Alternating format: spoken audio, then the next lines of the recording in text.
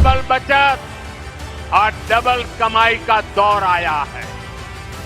जब देश में कांग्रेस की सरकार थी, तब हमारे कर्मचारी, व्यापारी और कारोबारी सिर्फ 2 लाख तक की अगर कमाई कर लें, नवरात्र का पर्व चल रहा है और ऐसे पावन दिनों में मुझे मां समोलेई और मां रामोचंडी की इस भूमि पर आप सभी के दर्शन का सौभाग्य मिला है। यहां बहुत बड़ी संख्या में माताएं बहनें भी पहुंची हैं। आपका आशीर्वाद ही हमारी शक्ति है। मैं आप सभी जनता जनार्दन को नमन करता हूं।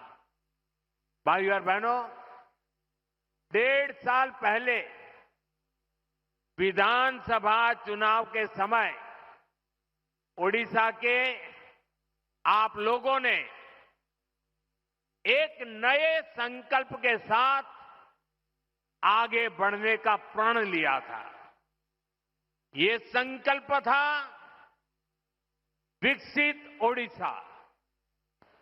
और आज हम देख रहे हैं ओडिशा डबल इंजन की रफ्तार से आगे बढ़ने लगा है। आज फिर एक बार ओडिशा के विकास के लिए, देश के विकास के लिए हजारों करोड़ रुपए के प्रोजेक्ट का काम शुरू हुआ है। आज से बीएसएनएल का नया अवतार भी सामने आया है। बीएसएनएल की स्वदेशी 4G सर्विसेज लॉन्च हुई है। देश के अनेक राज्यों में आईआईटी के विस्तार का काम भी आज से शुरू हो रहा है। इसके अलावा ओडिशा में शिक्षा, कौशल और कनेक्टिविटी से जुड़े अनेक प्रोजेक्ट्स का शिलान्यास और लोकार्पण भी हुआ है। थोड़ी देर पहले ही बरहमपुर से सूरत के लिए आधुनिक अमृत भारत ट्रेन को हरी झंडी दिखाई गई है। और आप भी जानते हैं कि सूरत के साथ आपका जुड़ना कितना महत्वपूर्ण है। इस क्षेत्र का कोई गांव ऐसा नहीं होगा कि जहां के लोग सूरत में न रहते हो। और कुछ लोग कहते हैं कि पश्चिम बंगाल में जितने उड़िया लोग हैं, उसके बाद सबसे ज्यादा उड़िया लोग गुजरात में रहते हैं, सूरत में रहते हैं। आज उनके लिए ये सीधी रेल सेवा शुरू हुई है। विकास के इन सारे कार्यों के लिए मैं आप सभी लोगों को, उड़ीसा वासियों को बहुत बहुत बधाई देता हूं। और आज सूरत में हमारे रेल मंत्री भी इसी कार्यक्रम में उपस्थित है। वहां सभी उड़िया बंधु वहां इकट्ठे हुए हैं। साथियों, भाजपा सरकार गरीब की सेवा करने वाली, गरीब को सशक्त करने वाली सरकार है। हमारा बहुत जोर गरीबों को, दलितों को, पिछड़ों को, आदिवासियों को मूल सुविधाएं पहुंचाने पर है। आज इस कार्यक्रम में भी हम इसके साक्षी बन रहे हैं। मुझे अभी यहां अंत्योदय गृह योजना के लाभार्थियों को स्वीकृति पत्र सौंपने का अवसर मिला। जब एक गरीब परिवार को पक्का घर मिलता है तो वर्तमान ही नहीं, भावी पीढ़ियों का जीवन भी आसान हो जाता है। हमारी सरकार अभी तक देश में 4 करोड़ से अधिक गरीब परिवारों को पक्का घर दे चुकी है। ओडिशा में भी हजारों घर बनाने का काम तेजी से चल रहा है। इसके लिए हमारे मुख्यमंत्री मोहन जी और उनकी टीम प्रशंसनीय कार्य कर रही है। आज भी करीब 50,000 परिवारों को नए घरों की स्वीकृति मिली है। पीएम जनमन योजना के तहत भी उड़ीसा में आदिवासी परिवारों के लिए 40,000 से अधिक घर स्वीकृत किए गए हैं। यानी आदिवासियों में भी जो अति पिछड़े हैं, उनका एक बहुत बड़ा सपना आज पूरा होने जा रहा है। मैं अपने सभी लाभार्थी भाई बहनों को अपनी मंगल कामनाएं देता हूं। साथियों, उड़ीसा के सामर्थ्य पर, उड़ीसा के लोगों की प्रतिभा पर मुझे हमेशा से बहुत विश्वास रहा है। प्रकृति ने ओडिशा को बहुत कुछ दिया है। ओडिशा ने बहुत दशक गरीबी के देख लिए, लेकिन अब ये दशक ओडिशा के आप लोगों को समृद्धि की तरफ ले जाने वाला दशक है। ये दशक उड़ीसा के जीवन में बहुत महत्वपूर्ण है और इसके लिए हमारी सरकार बड़े बड़े प्रोजेक्ट्स उड़ीसा में ला रही है। केंद्र सरकार ने हाल में ही ओडिशा के लिए 2 सेमीकंडक्टर यूनिट की मंजूरी दी है।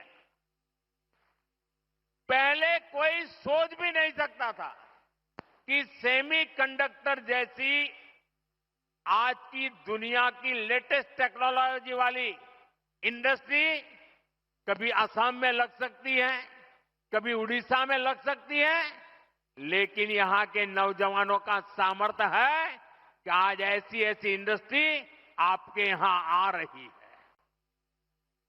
चिप बनाने के लिए ओडिशा में सेमीकंडक्टर पार्क भी बनने जा रहा है। वो दिन दूर नहीं जब छोटी सी चिप जो आपके फोन, टीवी, फ्रिज, कंप्यूटर, गाड़ी, ऐसी अनेक चीजों में अब चिप के बिना उस कोई भी इंस्ट्रूमेंट वो जान ही नहीं रहती, जान चली जाती है। सारी जान उस चिप में ही होती है और वो छोटी सी चिप जो इन सारे डिवाइसेस में उपयोग होती है, वो अब हमारे ओडिशा में बनेगी। जरा जोर से बोलिए, जय जगन्नाथ। साथियों, हमारा संकल्प है कि चिप से लेकर शिप तक हर चीज में भारत आत्मनिर्भर हो। मैं जरा आपसे पूछना चाहता हूं, आप जवाब देंगे? मैं पूछूं तो जवाब देंगे? पूरी ताकत से देंगे? आप मुझे बताइए, भारत को आत्मनिर्भर होना चाहिए कि नहीं होना चाहिए? भारत को आत्मनिर्भर होना चाहिए कि नहीं होना चाहिए? भारत को आत्मनिर्भर होना चाहिए कि नहीं होना चाहिए? देखिए, हर देशवासी चाहता है कि अब हमारा देश किसी पर निर्भर नहीं रहना चाहिए। हर चीज में भारत आत्मनिर्भर हो। और इसलिए पारादीप से लेकर झारसुगुड़ा तक एक विशाल औद्योगिक क्षेत्र का निर्माण हो रहा है।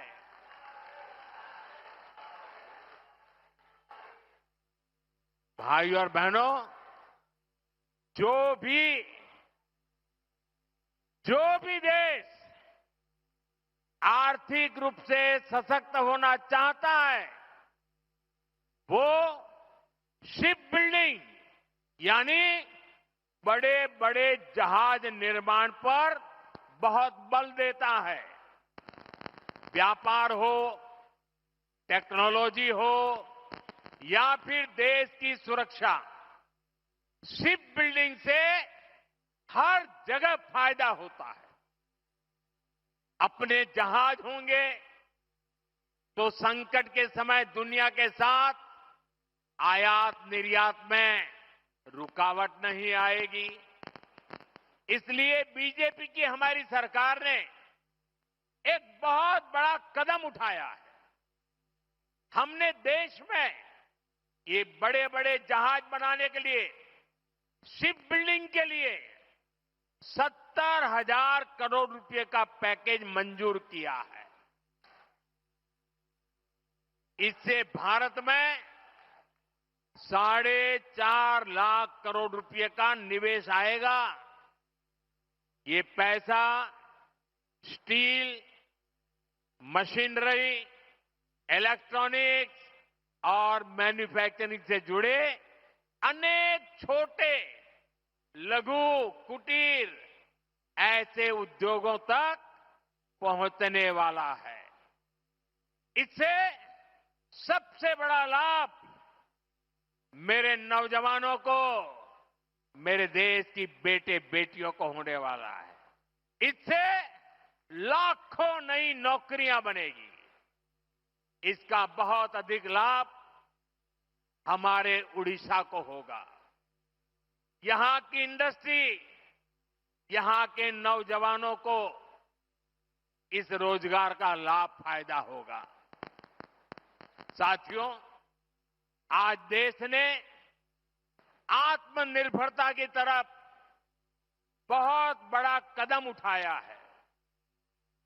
जब टेलीकॉम की दुनिया में 2G, 3G, 4G जैसी सेवाएं शुरू हुई तो उनमें भारत बहुत पीछे रह गया था।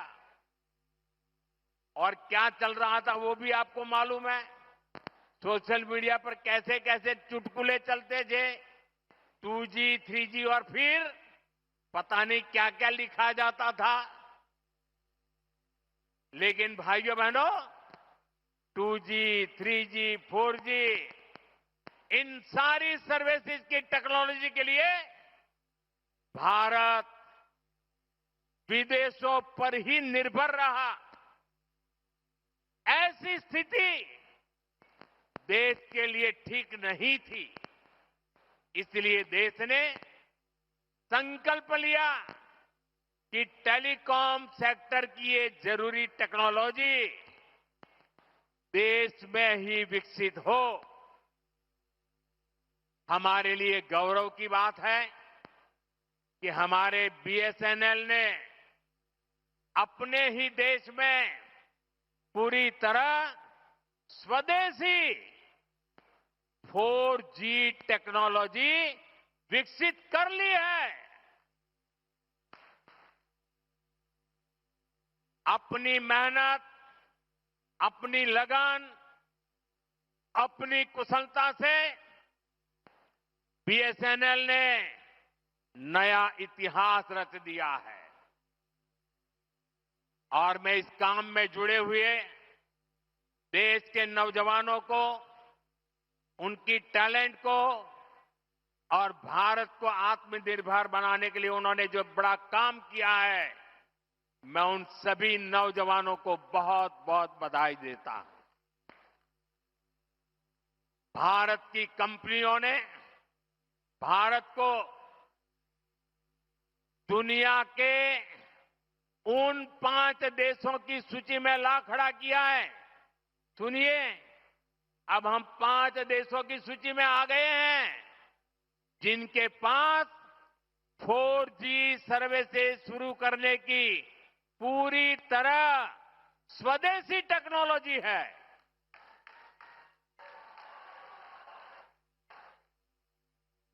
साथियों, ये संयोग है कि आज बीएसएनएल अपनी स्थापना का 25वां वर्ष मना रहा है और इस ऐतिहासिक दिन बीएसएनएल और उसके सहयोगियों की मेहनत से आज Bharat global telecom manufacturing hub बनने की दिशा में आगे बढ़ रहा है। ये ओडिशा के लिए भी गर्व की बात है कि आज झारसुगुड़ा से बीएसएनएल के स्वदेशी 4G नेटवर्क का शुभारंभ हो रहा है, जिसमें करीब 1 लाख, दोस्तों देश के लिए गर्व होगा, 1 लाख 4G टावर है। ये टावर देश के दूरदराज के क्षेत्रों में कनेक्टिविटी की नई क्रांति लाने जा रहा है। 4G तकनीक के एक विस्तार से देश भर में 2 करोड़ से ज्यादा लोगों को सीधा लाभ मिलेगा। करीब 30,000 ऐसे गांव जहां हाई स्पीड इंटरनेट सुविधा नहीं थी, वहां भी अब ये सुविधा मिलने जा रही है। साथियों, इस ऐतिहासिक दिन का साक्षी बनने के लिए इन हजारों गांव के लोग भी अभी हमारे साथ जुड़े हुए हैं।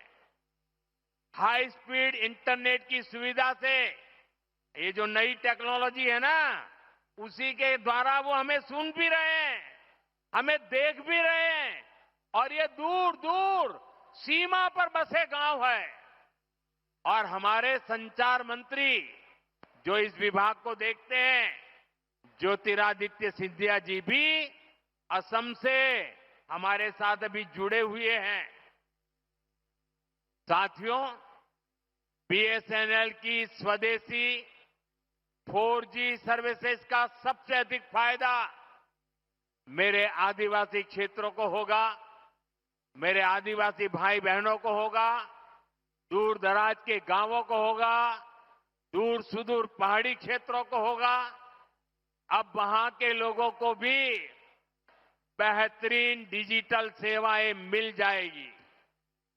अब गांव देहात के बच्चों को ऑनलाइन क्लास लेने में, दूर सुदूर के किसान को अपनी फसल की कीमत का पता लगाने में, किसी मरीज को टेलीमेडिसिन के जरिए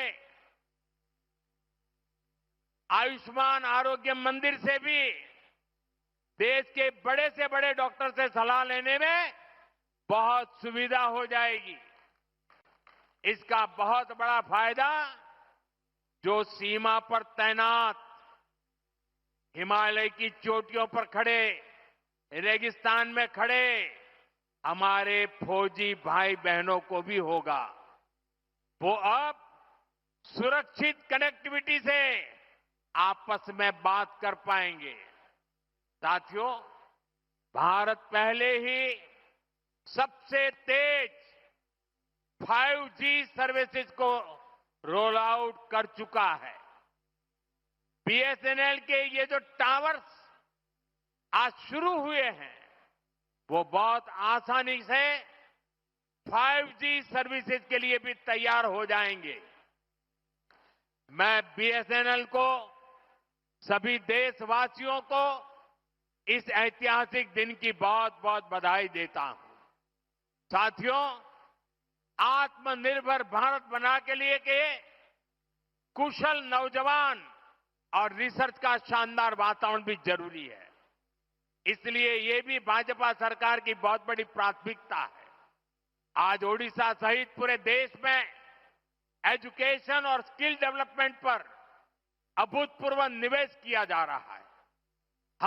हम देश के इंजीनियरिंग कॉलेजों और पॉलिटेक्निक को भी आधुनिक बना रहे हैं। इसके लिए आज मेरिट नाम से एक स्कीम लॉन्च की गई है। इस स्कीम के तहत टेक्निकल एजुकेशन देने वाले संस्थानों पर हजारों करोड़ रुपए खर्च किए जाएंगे। इससे हमारे नौजवानों को अच्छी टेक्निकल एजुकेशन के लिए बड़े शहर जाने की मजबूरी नहीं रहेगी। अपने ही शहर में उसे आधुनिक लैब बनाने, ग्लोबल स्किल सीखने और स्टार्टअप शुरू करने का अवसर मिलेंगे। साथियों, देश के हर क्षेत्र, हर वर्ग, हर नागरिक तक सुविधाएं पहुंचाने के लिए आज इतना काम हो रहा है। रिकॉर्ड पैसा खर्च किया जा रहा है। वरना पहले क्या स्थिति थी, ये आप अच्छे से जानते हैं। कांग्रेस आपको लूटने का कोई मौका नहीं छोड़ती थी। साथियों, 2014 में जब आपने हमें सेवा का मौका दिया तो हमने देश को कांग्रेस के इस लूट तंत्र से भी बाहर निकाला। भाजपा सरकार में अब डबल बचत और डबल कमाई का दौर आया है। जब देश में कांग्रेस की सरकार थी तब हमारे कर्मचारी, व्यापारी और कारोबारी सिर्फ 2 लाख तक की अगर कमाई कर लें, 2 लाख की कमाई कर लें साल भर की, तो भी उनको इनकम टैक्स देना पड़ता था। ये कांग्रेस ने 2014 तक चलाया। लेकिन आज जब आपने मुझे सेवा का मौका दिया, 12 लाख रुपए तक की सालाना कमाई पर 1 रुपया भी टैक्स नहीं देना पड़ता।